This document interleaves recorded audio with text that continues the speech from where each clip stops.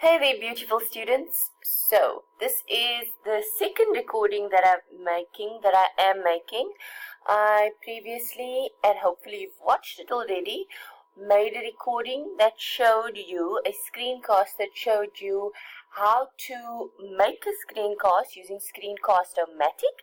And in this screencast, I'm going to show you how to make a screencast using ElectaLive, which is the free software, and you do not need a internet connection to make a screencast using ElectaLive. But you do need to have downloaded the software and then installed the software on your PC. So in Blackboard, I have made a link available to a Google Drive folder where you'd be able to download the software. I've also posted a URL that you can click onto, which will take you to a website which allows you to download the software for free. And once you've downloaded it, you will install it. And once you've installed it, you will find that you have a little icon such as this, which is your ElectaLive screen recorder. So if you click on, let me stop right there. I'm going to ask everyone who hasn't watched this first screencast, who happened to find this screencast first, to go and watch the first screencast that I made, because in that screencast, I have spoken in a little bit more detail about the preparation. Before you start recording, the preparation that you have to do to be able to make the screencast. I'm not going to go into great detail in this screencast, but basically you have to prepare your storyboard in advance. You have to decide what software you're going to use to present the story. Are you going to present it on Word? Are you going to present it on PowerPoint? Are you going to use Excel or any other software that is logical and that will make your life easier? And you have to think a bit about where you want blank space. You have to logically structure your work so that your story makes sense and it's easy for the viewer to understand. You have to decide if you want to use animations or if you want to use perhaps a graphics tablet.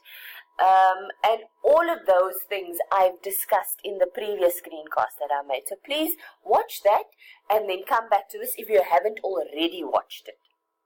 Okay, so moving on to ElectaLive, if we're going to start screencasting. Now, ElectaLive doesn't allow me to edit on the fly.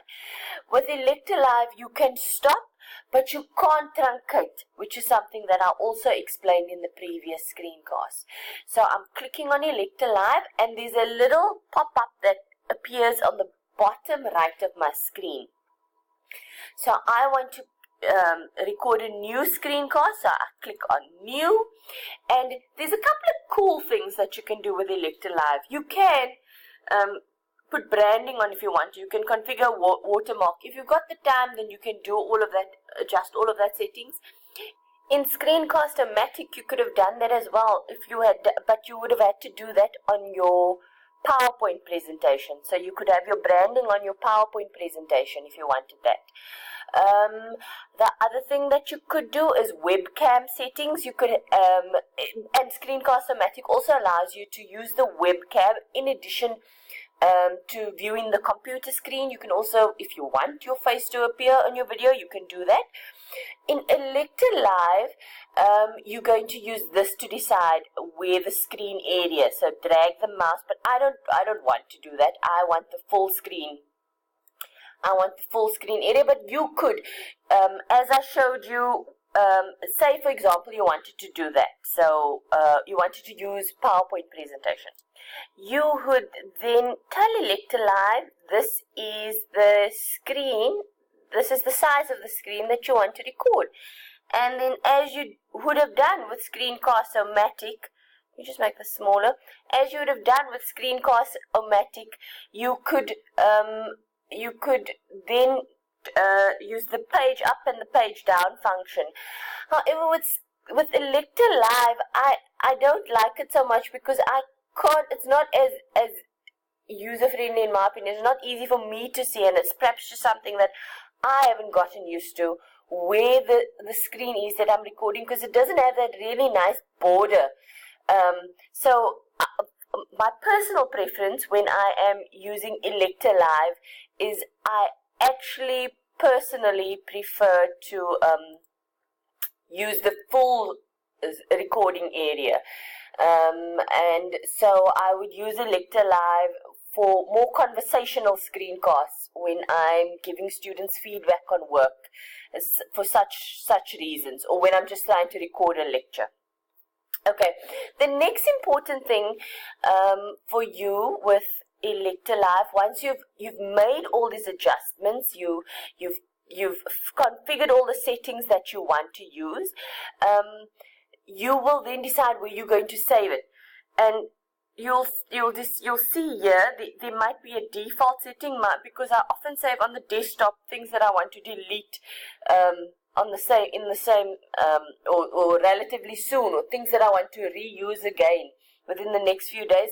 My desktop is my default setting, but you can change that to wherever it is that you want to save. So if you want to save it in your documents, you just click on that little block next to there, and you'd say save, and you've obviously got to give it a name, any name, whatever. No, let's just not do that.